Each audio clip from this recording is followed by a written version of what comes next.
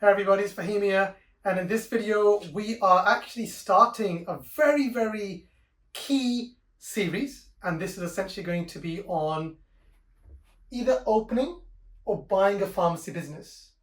Now, as always folks, subscribe, like and share, and let's get into this video.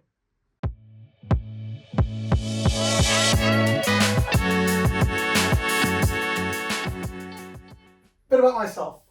Been in the pharmacy business for over 10 years. In actual fact, I was around the age of 16 actually working for a particular large organization. So I would say I've actually been in this business for longer than 10 years. But in terms of owning a pharmacy or working in one, it's about 10 years. And in that time, I have been asked so many questions about how to open a pharmacy, why to open a pharmacy, what the costs are, the legals, what happens when you buy one. I've also got friends and colleagues who get in touch once they've bought a pharmacy, how to grow that business, what needs to be done. So there's a lot of information that I intend to provide you, and we're going to be covering this over a course of 12 or maybe more or less videos to make sure you have an absolutely great understanding if you're looking to buy a pharmacy business or perhaps even start a pharmacy business venture. So with that out of the way, the first thing I want to actually talk about is why bother opening one? The reason is because this is a question that I get asked on my YouTube channel, TikTok, LinkedIn and so on, is why even bother opening a pharmacy business? I could invest in, I'm going to say Mr. B, I could invest in Bitcoin. Or perhaps I could go and start and work and open up a, let's say, residential or some sort of house or real estate. But what are there? I could invest in real estate. I've got some individuals who say, actually, I'll do stocks. So we're talking about trading. That's not how you spell stocks.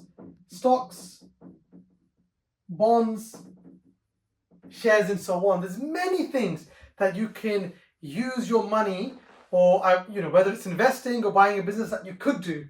So why pharmacy? It has its plus and it has its negatives. There's always going to be that. First of all, if you're someone who's looking to take a risk, then might be Bitcoin for you.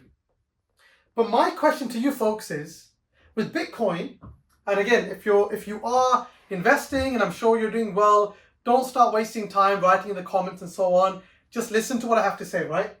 If you're investing in Bitcoin, let's say you buy a Bitcoin for, I don't know, let's say £60,000. And after a year, it jumps up to, let's say, £100,000 per Bitcoin. My point to you is, with this kind of investment, let's say, you're not actively getting money coming into your account every month. There is no cash flow. This is the key thing to remember with a business. Any business, whether it's a pharmacy business, a retail business, whether it's a business to do with, let's say, restaurant, what you do get is you get cash flow. And cash, as we know, cash is king. So yes, you might get higher returns on Bitcoin, but also there's risk. There's risk. Anything in life where you get that gut feeling that it's too good to be true, there's always going to be risk. So the first thing is think about risk. With the pharmacy business, you are backed by the NHS if you have an NHS contract. You have a stable income, and that's why the risk is slightly reduced. Not a lot, slightly reduced. Because unless the NHS goes unless the NHS goes bankrupt or is no longer existent, you are going to be getting regular income coming through. So that's the first thing. That's one of the reasons why I like pharmacy business. I've done pharmacy business. It might not have the greatest returns, and we'll discuss that later on, but one thing you do have is you have a sense of stability. And we all like stability, folks. We all like stability. And yes, once you're stable and you have extra cash, of course, go ahead and do something a bit more risky. What's life without risk? That's key. Okay? So, stability. Why? Because it's a government contract. Yes, they're not the most lucrative contracts, but let me tell you something, folks. There is plenty of ways that you can make income in a pharmacy business. Plenty of ways in a healthcare business. And think about it, even at the time of COVID, what did we have? We had food, land, and guess what? Healthcare. Everything else was pretty much on its last legs. But this stayed the test of time. Now, of course, that doesn't mean that a pharmacy business does not have challenges, and we'll discuss that in a moment. As long as you know this, we can now move on to the next stage. So we've got the financials done. Also, you're playing a role in community. You're building a legacy, you're helping people. This is somebody unwell, and you can be making a difference in their life. And that's another reason why you might want to get into the healthcare business. Perhaps you've had an experience where you want to make a difference to help people. That's the advantage. And let me tell you something. Whether you're a doctor, whether you're a dentist, whether you're a nurse, doesn't matter what profession you're in, or even if you're listening to this, what you need at some point in life is medicines. You could be the smartest person in the room, but you need medicines. Where will you get medicine from? Pharmacy. And it's a proud feeling to have, absolutely a proud feeling to have, that you have your own pharmacy. Okay, so there's some benefits. Yes, for those of you folks out there saying, actually, I'm an investor, for me, what's the most important thing is the return on investment. But look, what's stopping you from buying a pharmacy, but also buying the real estate? Nothing stopping you from doing that. Why not? That ticks this box as well.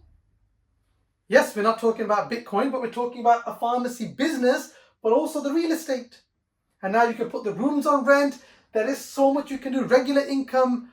It is unbelievable, the opportunity, if you understand how to do it. And you understand, of course, the pitfalls and so on. So again, thinking outside the box. When you're watching these videos, think outside the box. Don't just dismiss. If you don't have to agree with everything I say. Listen, take it in, and you might learn something. And of course, share your comments. I'm happy, always happy to learn. Right, that's there. Challenges.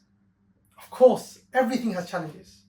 Yes, the NHS income is stable. Yes, pharmacy has an NHS contract, but that stability, sometimes, I would say like an ECG, is a bit like this. But you can see that we are pretty much stable. You do have your ups and downs.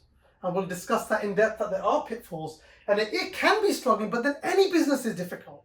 Any business can be difficult. In actual fact, in a pharmacy business, if you've got the space, you could have a pharmacy. You could have a retail space. You could have a private doctor. You can sell mobile phones. You can do whatever you want. Why not? You have the space. You have the space. So don't forget that every square inch is income that you can use. Is space that you can generate, rather actually that's space that you can use to generate income. So keep that in mind. But yes, it has its struggles, of course, because the NHS, we have NHS funding cuts, so that pharmacy business does have its struggles. But if you're able to innovate, think outside the box, partner with people, absolutely you can make a difference. Right, so what are we going to be talking about in this series itself? Look, I'm going to cover, which I've done as an overview, about what this series will entail. We're going to be doing market research in the next video. I'm going to break down and explain to you exactly how many pharmacies there are, what's the market trends, what's the cost, how much can I expect in return. We're going to go through all of that. So when you are considering to buy a pharmacy business, you understand market research is important, folks.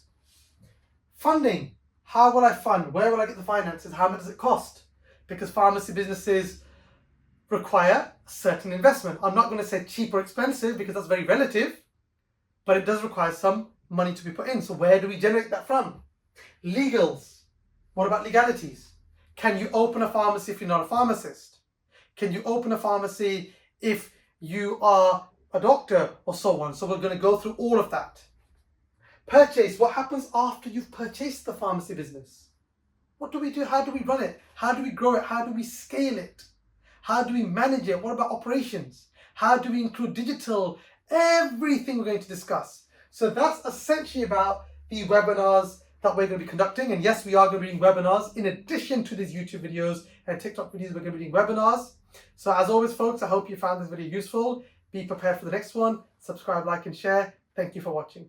Hey everybody, it's Fahim here. And in this video, we are actually starting a very, very key series. And this is essentially going to be on either opening or buying a pharmacy business.